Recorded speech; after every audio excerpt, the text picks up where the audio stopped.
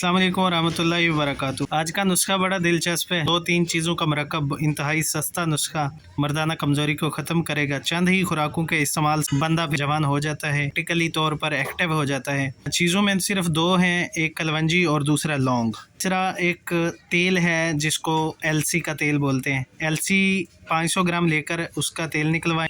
2 से 250 ग्राम आपके पास कलवंजी का तेल होना चाहिए।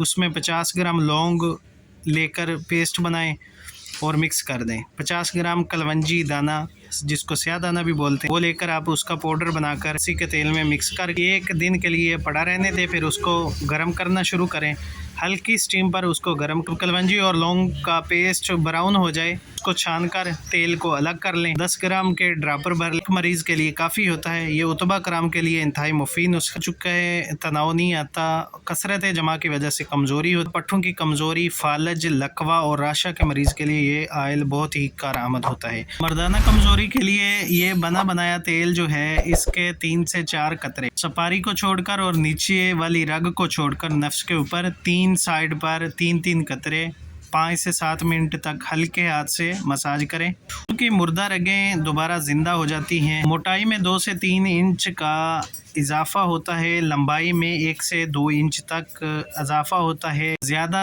सर्द पानी और ज़्यादा गर्म पानी से इस्तिंजा करने से परहेज़ करें। आयल का दूसरा सबसे बड़ा फ़ायदा ये होता है कि जिन लोगों को यूरिक एसिड की वजह से सोजन होती है जोड़ों के ऊपर, उनके ऊपर इसका हल्का सा मसाज करके ऊपर कपड़ा गर्म बांध लेने से इंशाल्लाह उनकी सोजन दूर होगी, वरम दूर। इसके अलावा ऐसे मरीज़ जिनको पिस्तान में गिल्टी होती हैं, अक्सर मस्तूरात में ये मसला आम होता है। लेडीज़ में जो पिस्तान के अंदर गिल्टी नमूदार होती है वो आहिस्ता आहिस्ता अल्लाह न करे कैंसर की शक्ल इख्तियार करती है, उसके लिए इस आयल का इस्तेमाल बहुत मुफीद है। बनाएं और फ़ायदा उठाएं। तो मिलते हैं नेक्स्ट वीडियो में। अल्लाह हाफिज़।